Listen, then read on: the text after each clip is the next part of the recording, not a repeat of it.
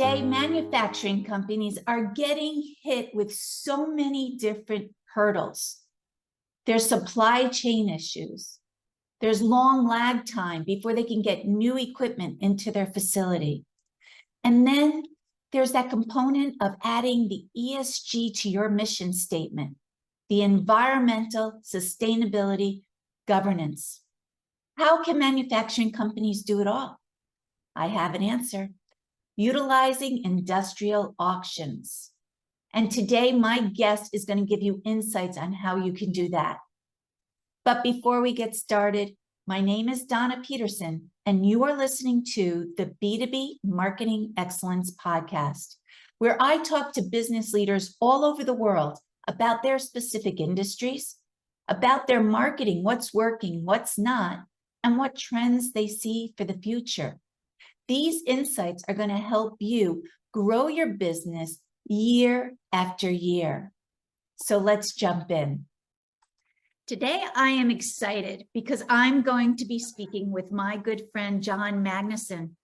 John Magnuson is President and Managing Director of Integra Asset Solutions.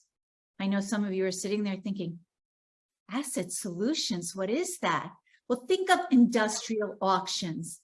I've been in the industrial auction space for over 20 years, and every day I am fascinated by new aspects of this industry. So I thought, hey, let's ask an expert. Hey, John, how are you today? I'm great, Donna. How are you? Good to finally talk to you. Yeah, it is. I'm so glad we finally got to connect on this. It's something we wanted to do for a very long time. Sure has been, yep. Today is a good day. Absolutely. I wanted to ask you first, how did you even get started in this space? Good question. I obviously, after college, I was kind of just, didn't have much going on. My brother was in the used machinery space, bought and sold used machinery for a very big dealer here in the United States who had international reach. Called me one day and said, hey, are you interested in actually doing something with your life? So I said, sure, that sounds fun. I didn't know anything about anything when it came to machinery, but I moved from Florida back to Chicago to start working at this company. And it was there that I kind of built the foundation for where I am now. That's 30 years ago, where I am now. So I learned about manufacturing equipment, primarily the metalworking equipment side of things, stamping and fab and CNC and all that good stuff. Learned how to buy and sell equipment, learned how to market equipment. And actually that was my first taste into the auction space, because I would attend auction sales and go buy on behalf of the company. So it was there that I kind of cut my teeth in the space. There's not a lot of inroads, honestly, to the auction business. It's kind of an outlier there for most people. And it's when I try to explain to people what it is that I do for a living, I usually get the same response. It's like, oh, are you like Richard Gere and Pretty Woman? Do you buy and sell companies? I'm like, yeah, not so much, but okay, we'll take that. Or I'll say, have you ever seen the show How It's Made? And they're like, yeah, I've seen the show How It's Made. And I'm like, well, I know how it's made because I've been in most of those plants and I've seen what the next piece of equipment is, what the next process is. So it's a very fulfilling career because it's always different. And I've been privileged to have been a part of not only the first company that I mentioned, but a very, very large multinational financial services company. I was there for about 20 years. And it's there that I actually kind of really ingrained myself into the auction space. Because I was a partner in the valuation side of the business, where we traveled pretty much all over the country, and I had the opportunity to travel worldwide to do valuations of manufacturing facilities, anywhere from a small mom and pop shop to 6 million square foot GM facilities. So I've been and done and seen a lot of different things, which is really, really cool. And it's there that I actually was introduced to the auction side of the business, and I did that for about 10 years there. Prior to launching Integra in 2020. Yeah. So that's kind of the background. It's an interesting background, and I totally agree. What makes this space so exciting is because it's different every day. For you, depending on what facility or what piece of equipment it is, Absolutely. it could really change. Like I have helped auction off things from a yellow submarine, believe it or not, Yeah, to, HPLC machines or CNC machines. So every day it is different in trying to figure out who's going to be interested in those assets. exactly. What are they worth? What are they? What are they worth? Who wants to buy them? And then executing that whole process in order to get that to the people.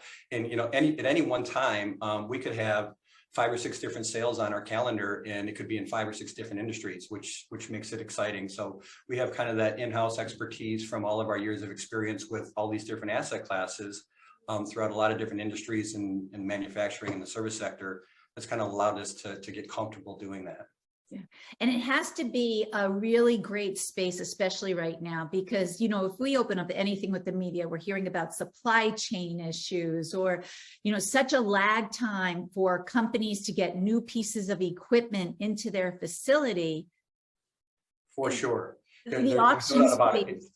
It's what's interesting is that when we launched Integra, it was during COVID, which most people thought we were crazy, and maybe we were, because we all had these very stable jobs at very strong companies, and it was honestly one of those situations where, like a lot of people, we all kind of took stock of our lives and where we've been and where we wanted to go and what we wanted to do, and kind of all of us. There's 8 of us as part of the company. All of us kind of felt the same thing. We really liked where we were before, but we thought that there was more for us out there, both personally and professionally. And we had this strong belief and confidence in each other's knowledge and experience and relationships and all that kind of good stuff that really kind of is the part of the secret sauce to make the whole thing work. And to do it during COVID, to your point, there was a lot besides the supply chain issue, which kind of came out after that. There was a lot that nobody knew, frankly. And, we went into this thing thinking, is there going to be any deal flow? What's going to happen in the manufacturing sector? Are people going to buy at auctions? How long is it going to last? So there was a tremendous number of unknowns for us kicking off a company, as well as just everybody in the world. So it was kind of interesting because it was counterintuitive to what we thought was going to happen. Auction participation actually increased exponentially for some reason during COVID. And the only thing that we could ever really come up with was the fact that people were home, they were stuck at home, they were working from home, they didn't have interruptions from the office and everything else going on, they couldn't travel. So they figured, what the heck, let's just watch some auctions. And we saw the participation levels go up really, really strongly. And it really was enlightening to us. I think what happened was a lot of people who were kind of hesitant to that format of buying equipment, almost had to kind of change their mindset a bit, just because that was one of the best ways, easiest ways to go ahead and procure equipment at that point in time. Especially kind of going back to what your point was with the supply chain issues and some of the global stuff that was going on. We started to see that there was going to be some challenges for some people who wanted to buy new equipment, particularly. Yes. Shipping, chip shortages, all those things that were happening between 2020, 2021, and even into early 2022 really had a pretty big impact on the used equipment space, because the new space was being affected so much by all of those other factors. Whereas all this used equipment was here, it was in place, it was in country, it was being used, and it could be delivered quickly after it was sold. Yeah. So because of that, we saw a real uptick in not only auction participation, but demand for used assets and values of used assets, quite frankly. Yeah, but aren't you still seeing that today? It's still hard for facilities to get equipment into their facilities in a timely fashion. It is. It's still a large lag. Yeah, it absolutely is. There's certainly some segments of the industry, some asset types that have recovered. Yeah. Early this year, we did some sales of some CNC stuff, some very kind of, I call it popcorn CNC equipment, stuff that everybody wants, everybody knows, very general use stuff. Yeah. And the OEM who we did this for, they have a very broad product line, and they had to kind of decide which machines in the product line they no longer were going to manufacture because there was a chip shortage. So they were kind of deciding, okay, well, these are our most popular machines. Let's go ahead and make these, and we'll put these to the back burner for a bit. So that was kind of in play there for quite a while, even into 2022. That's kind of started to level itself off a little bit for certain types of OEMs and certain types of assets. But we've had sales within the last 2 weeks where even equipment like air compressors and boilers, plant support equipment, stuff that, is kind of outside the realm of what people normally think of. Yeah. That stuff is seeing tremendous recovery values, again, because of shortages of inventory from the OEMs. Yeah, it is fascinating. So now when you go in and you help a company, why don't they just list individual pieces of equipment out on those used equipment sites versus an auction? It's a great question. So there's obviously a couple different ways to sell stuff. I mean, the thing that we really, the Integra and people like us are, where we really can provide value to a company, especially in a distress situation, is it's pretty easy to go ahead and say, okay, well, this facility is 50,000 square feet, and there's these 10 pieces of equipment that are driving most of the value, and those are easy to list. Right. So you might have in that facility, if that's a closure, there's probably 500 or 600 or 1,000 lots, because you have all this other stuff that needs to be sold that actually has some sort of intrinsic value of some sort that somebody wants it, and the owner is actually paid for it. So to get some money out of it, right? To get some money out of it. So there's no reason not to sell it, because in most instances they have to leave the facility. It's got to go somewhere, and they don't want to do it. That's not what they do. They've got other things to deal with at that point in time. So then comes into play that whole environmental aspect, which absolutely. I like, because if you don't sell it to somebody else, okay, then we're throwing it out and it's going into the landfill.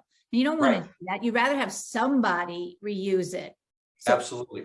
I just had to bring that part into it. No, and that's very valid. I'm glad you brought that up. And it's really interesting. I mean, we're amazed almost at every sale, Donna, that there's a buyer for everything. I mean, sometimes we'll look at it and be like, nobody's going to want that, but somebody actually does want it. So that's a very interesting thing. And so that takes the burden off of the seller at that point in time. So we can come in as a single source provider and be able to sell everything wall to wall, floor to ceiling in a facility, instead of just saying, okay, here, you go ahead and you take these 10 pieces of equipment and sell them. That's easy. Anybody can do that. And that's where the kind of differences lie in listing. Now, if it's just a surplus to an ongoing operation situation, company's healthy, they're doing fine, they need floor space, or they're consolidating operations, or they're bringing in new equipment for that matter, and they've got this 20,000 or 70,000 square feet that they want to clear up so that they can use that in a different way. We're happy to sell those on a one-off or two-off or package basis where it's not a complete facility. So it's in those instances where you can use those single listings as well. But really what the auction process does is allows the process to be accelerated. If you just list them on a listing site, you might get inquiry here, inquiry next week for this.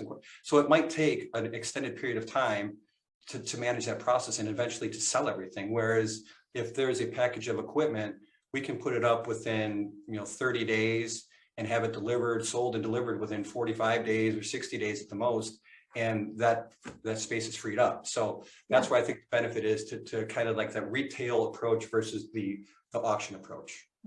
Well, and I know also with the auctions, how I've helped auction companies like Integra is promoting those auctions directly to the people who would most be interested in the pieces of equipment.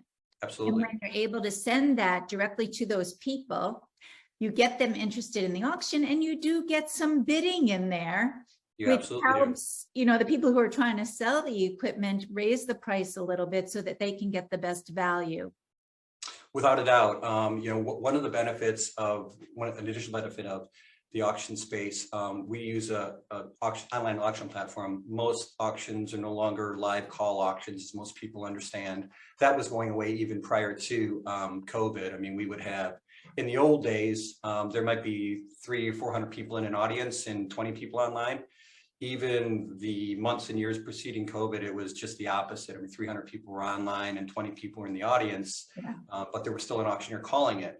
Now we've had sales this year. We've had 900 people registered to bid online, and we've sold to, a recent sale, we had 266 different invoices go out with 850 registered buyers. So we have this kind of broad spectrum of this marketplace that we're able to touch for all these different assets that we talked about earlier that just don't include the major assets. So the bidding platform itself is a ginormous worldwide marketplace that kind of just feeds people who live off of looking for bargains, if you will, in the auction space. Right. So that's always kind of helping market the sales and the assets as well as our own individual efforts internally, and obviously with your assistance too, which is great. Yeah, well, you brought up a good point. Worldwide, that's why these auctions have to be online, because you've got people who are logging in from all over the world. Of course, over the world. Unless there's a power discrepancy and it can only be used in certain countries, but otherwise, most of the time you can go all over the world to promote the auctions and get the buyers who are most interested.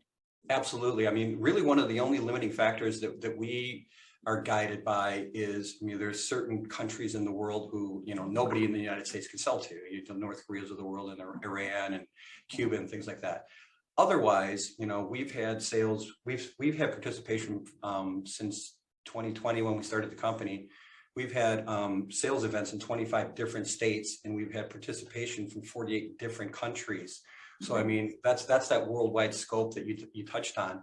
And in many instances, there's kind of a pool of assets that a company has, usually older stuff, that has a market that's more active in Mexico or India or Turkey or something like that.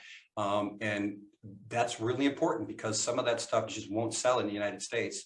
But in order to reach those markets, you're able to monetize and sell those types of machines and get them off the books.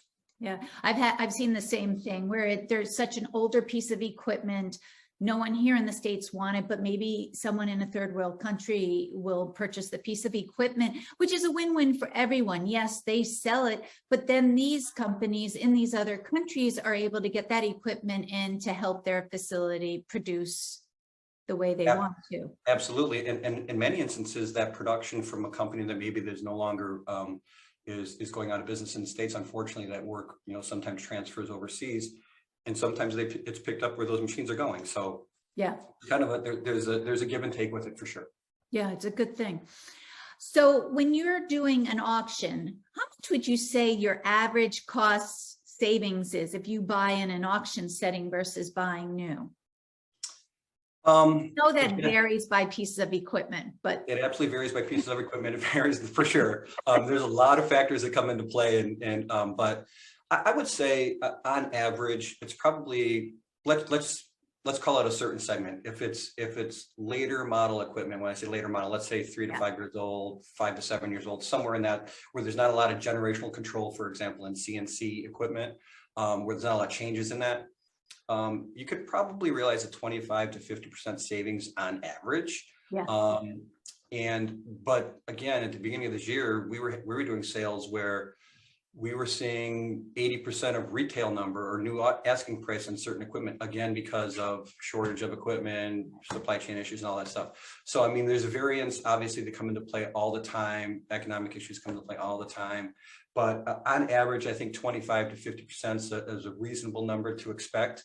Then as you get older, or certain asset classes maybe that are no longer technologically, or they're realizing technological obsolescence, you might save 80%, but it'll still make parts. So yeah, and especially if it's coming out of a facility that they had a real good preventive maintenance program. And the thing, some of the stuff just really doesn't change its character very much. So it'll still make parts. We've sold a lot of stuff from the 1940s. It still does what it's supposed to do. Wow. So wow, fascinating.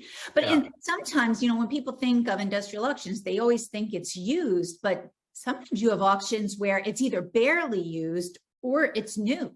For sure. Yeah, right? we absolutely experience that. I just minutes before I came on today, I just got another opportunity for brand new stuff that was actually new in 2017, hasn't been used. Nice. Still in crates from a major OEM. and they're looking to sell that stuff. So yeah, so there's always opportunities to sell new for whatever reason. Somebody might order something, it takes a while to get it, by then maybe the contract goes away, whatever those factors are. And here they have this piece of equipment that they made a major investment in. What do I do with it? I don't need it now. Same thing with, slightly new or slightly used, a couple of years old. Same thing can happen. We've seen companies pull contracts for whatever reasons, and people ramp up and buy all this new equipment, and all of a sudden they don't have the work anymore, or their board doesn't want them to be in fabricating anymore, or whatever the reason. So now they're like, okay, well, I guess we have to sell this stuff, and we've experienced all those. Yeah, I've seen that when I've gone into manufacturing companies and helped them with their growth. And sometimes we'll sit down and we'll look at the different product lines and realize most of the revenue is only coming from 3 of their products, like you mentioned earlier. So then those pieces of equipment they have to manufacture these other products of theirs that they're going to eliminate is now available, and they'll sell it. Right. It's taken up valuable floor space that they just no longer need. It's, it's kind of a constant reminder that, hey, we made an investment in this thing. Let's go ahead and try to get something out of it. Get some money back out of it. Right. Yeah, absolutely. So, and maybe reinvest that into either new technology, new machines, more employees, whatever the case may be. Yeah. Yep. That's great. Now, is it difficult to buy in an auction setting? If you're new, like let's say I'm new to the auction space, but there's a piece of equipment I really want. Will it be difficult for me to go in there and place a bid?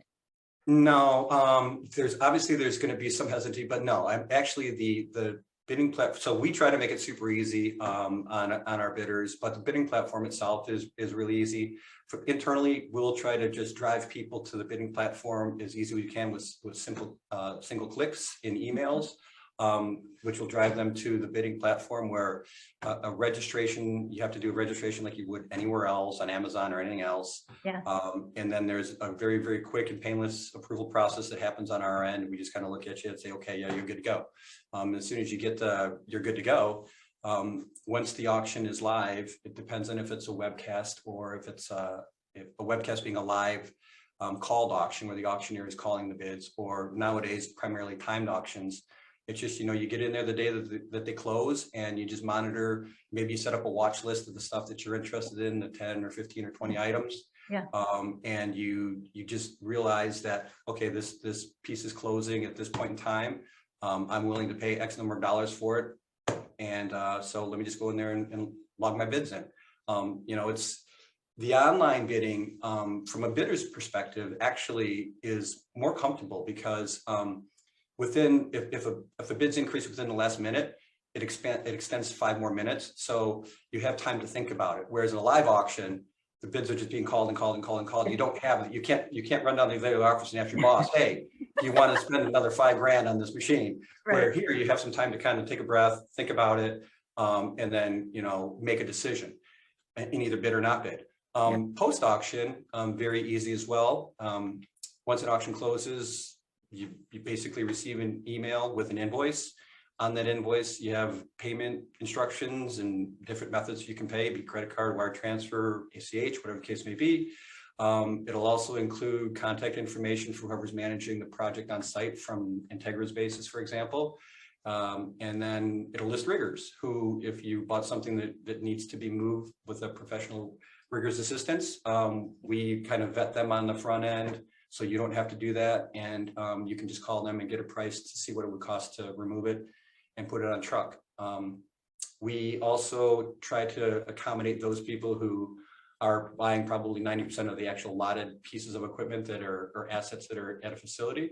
So our guys will help, hand carry items. If a guy buys a box of hammers or tooling or whatever the case may be, our guys will help them, carry it out or pack it up to ship it or whatever the case may be. So we do our best to really kind of make the process as easy and as painless as possible.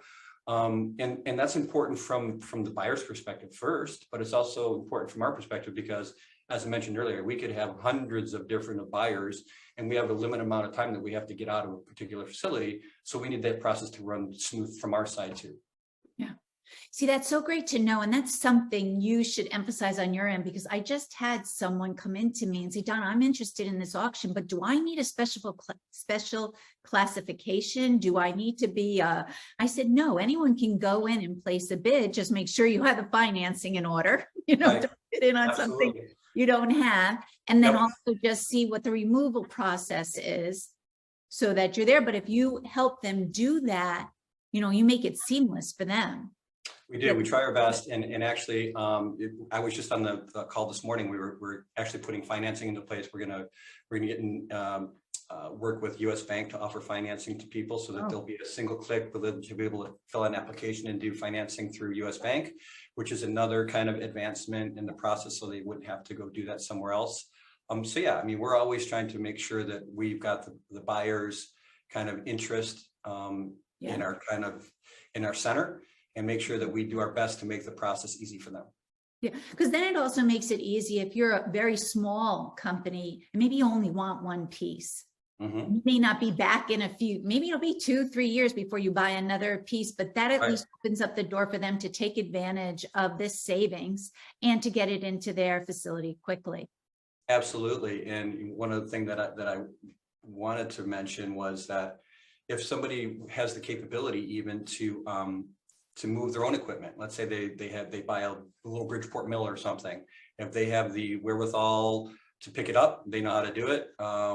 They have a forklift they want to bring, as long as they provide insurance, they can do that and save a few bucks that way as well. So and on the accounting side of things too, tax exemption is a big thing. So if somebody's tax exempt, and we'll help them, our accounting staff will help them through processing their exemptions and make sure that their invoices are correct, so they don't have to worry about that part of it as well.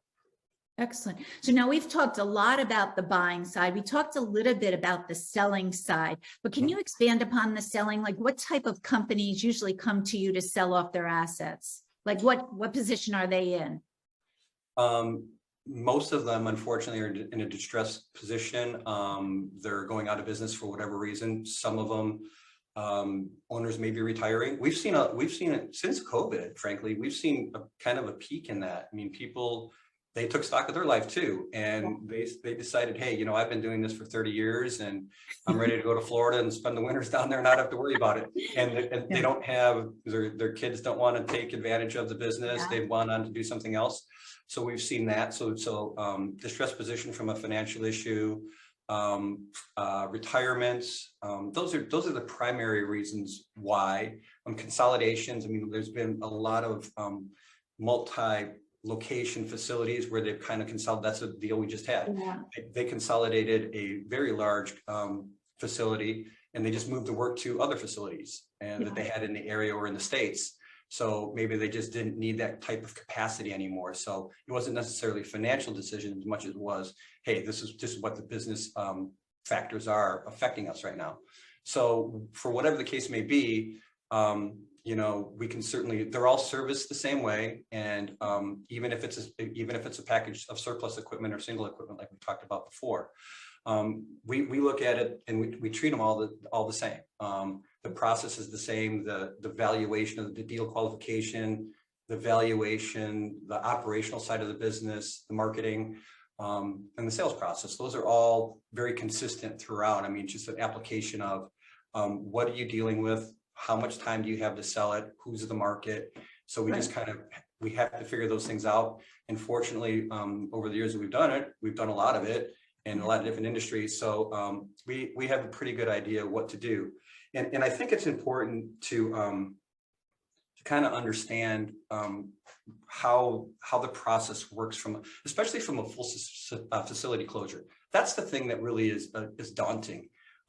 Nobody expects that they're going to go out of business. I mean, that's never a contemplation when somebody puts together an original business plan, right? So we have to be there as kind of guide them through that, because this is all new to them probably. So we're just trying to make it as soft a landing as it possibly can be for them, while trying to maximize their return on whatever they've got going on in the future. That's also important, because here these people are already in, like you said, this distress situation. They are having to close down, and helping them get as much as they possibly can out of the equipment they have. I don't know if it softens the blow, but it helps. It definitely helps them. Yeah, it helps. I mean, I think that's really the only thing that we can do at that point in time is just provide the best service that we can to make a very difficult situation a little less difficult. And that's a very difficult thing to do, but we certainly do that. But one of the things that I think is really important to understand, and kind of tangents back to what we were talking about earlier about the single listing machines and all that. Yeah. A facility closure, I mean, when I try to explain it to clients or even friends or family, the only way that I can really kind of liken it, and I think this kind of makes sense, is that you have everything within the walls and the floor to ceiling situation, as I talked about before. All that stuff's got to be sold and got to be moved. And our idea is we just basically merchandise it. So it's like having your own garage sale, except the garage sale for the whole block or the whole neighborhood is really what it is. And I mean, that can be kind of a challenge for your own garage sale, right? Right. So we go in there and we do our best to kind of pull everything out and sort it and figure out what's worth money and what's not worth money, and then merchandise it and at the end, it's like, I like to say that they're walking into like a Home Depot, because you have rows and rows and rows of cool stuff.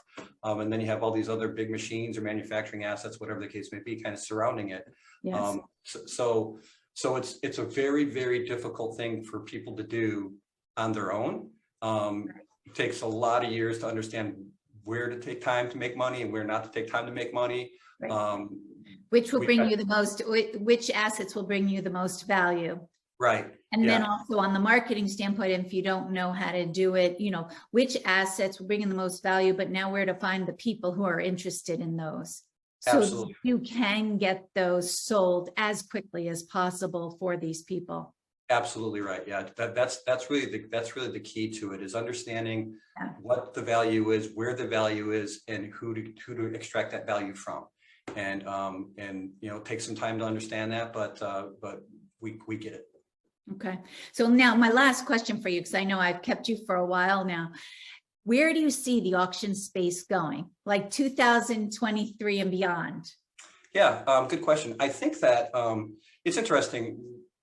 I look at if you think about the retail space, I mean, retail's kind of going to those sidelines, right? I mean, we all understand what's going on there. Retail liquidations, from my knowledge, they were a big thing for a long time, especially in the early 2000s. You had major retailers that were closing down, and as things kind of moved more and more online, the retail and brick and mortar retailers kind of went away. I don't think that's going to happen in manufacturing. I think manufacturing is strong. It's been strong. It's continuing to be strong. I think it'll be strong in this country for a while, and I hope it is. That being said, I think there's always going to be a need for the auction space. I think that there's more and more people who are in the transactional side of the used equipment business, dealers particularly, who have started to kind of migrate to being auctioneers as well, or partnering with auctioneers, because they recognize that it's a lot harder to find good quality used equipment on the marketplace on kind of 1-off or 2-off or 3-off basis, which is kind of where their marginal profits come into play. So they've now started to understand that, hey, there's the liquidation space, the auction space is a place to be. There's a lot of opportunity. Even in up markets or down markets, the auction space can kind of hold its own for different reasons. And I'm not saying it's recession proof or that we can't be affected, because we most certainly can. However, there's always going to be opportunities to buy and sell. There's going to be, unfortunately, companies closing down. There's going to be people retiring, and there's always going to be people who are looking to pick up that production. One of the things right now, Donna, that's a really big thing is in my past life, we did a bunch of stuff for the big 3 automotive companies and all their suppliers. Okay. Well, now that they're changing platforms and going to the electric cars, a lot of them, all of the stuff that used to make gas engines is now going to be available. That's now like the next several years. There's this what's going to happen there situation. Well, we see a lot of opportunity there. And of course, anybody else who services the suppliers could be affected by that. So there could be this new kind of influx of equipment coming on the market just because there's this whole initiative to go to electric cars. So, and then what happens with that equipment that was used for the gas engines? Well, we still see there's an opportunity for that to sell that in India or Mexico, Right. whatever the case may be. So I think transitionally, it'll, things will always be changing, but I think that there's always going to be an opportunity, I think, for the auction space, for people to buy at auctions and for people to sell at auctions. Yeah. Well, I know since I started in the auction space over 20 years ago, there's a lot more players out in the field than there were. You had a few many companies, but now there's a lot of auction companies.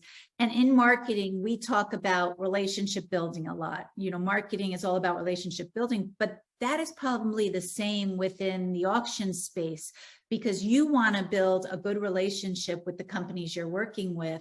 Absolutely. So that they trust you. Yep.